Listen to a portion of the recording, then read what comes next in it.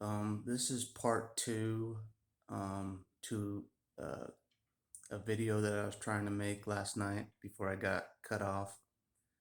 Um, it's a very, very important topic, at least for me.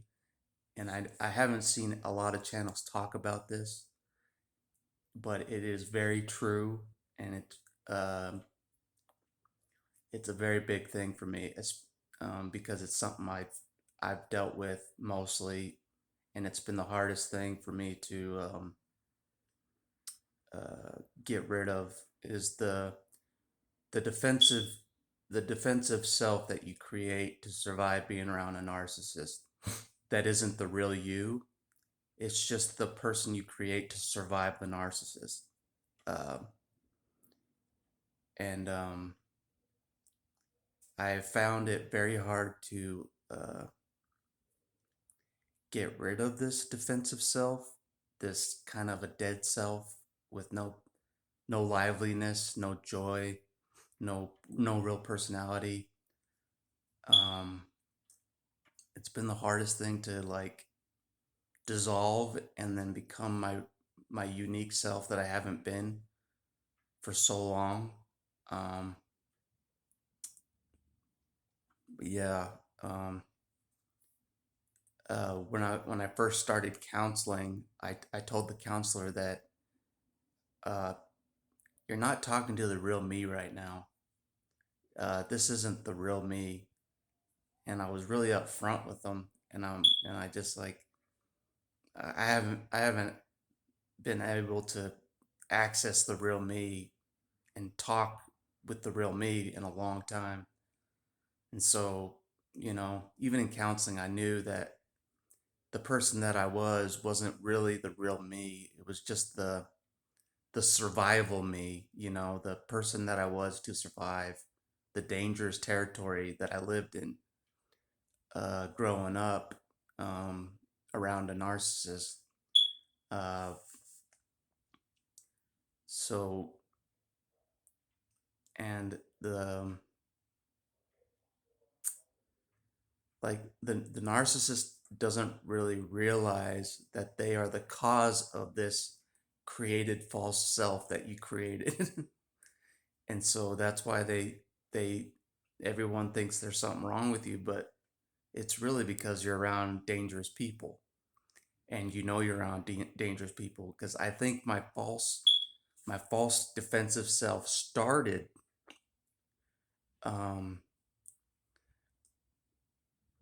the night that my father's I saw my father's rage full force when I was younger, when I was about 12, 13, around that age.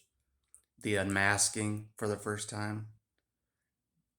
I'm pretty sure that's when my brain created the false self as a protection, like right then.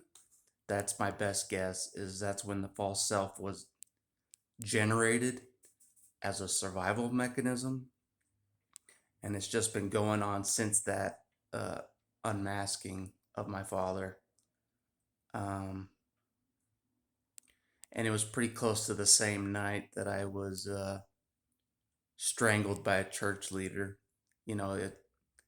That's kind of why the rage. It was kind of a double whammy against me. It was like I was strangled, and then my father got mad at me. He sided with the guy that strangled me because it was a church leader, and they always protect the church leaders, in the cult. But I didn't really know. Um, I didn't really know why they sided with the church leader. You know what I mean? But now I kind of get it that they always side with the cult leader in a cult. Especially narcissists um, stick together in that respect, um, because even their children are even their children are nobodies.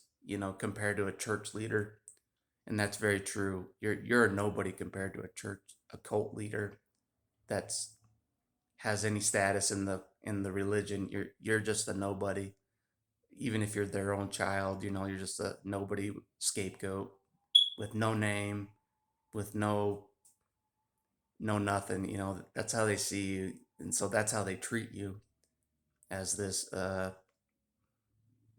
nobody. So that's kind of why, like, even my mother turned against me after I was strangled. You know, it was just like a triple whammy. You know, and uh, they only got the church leaders side of the story. You know, um, they never got the part that he strangled me and chased me down and strangled me. They never got that part. Um, they didn't care about that my side of the story. Nobody cared. Um, so that's how narcissists are. You know, they don't really care about you. You know, or your side of the story, your side of the. Um, looking back at it now, I see that, like, the behaviors of them was just a total overreaction for an adult for their kid, you know, total overreaction. But now I see that they're not real people, you know, they're just demons basically, you know, and it all makes sense. It makes more sense that they were actually demons, you know. It the picture's more clear that way because that's how it seemed. It seemed like three demons were teamed up against me in adult bodies, you know.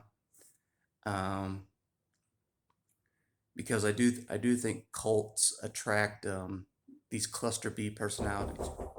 Hold on, I gotta go.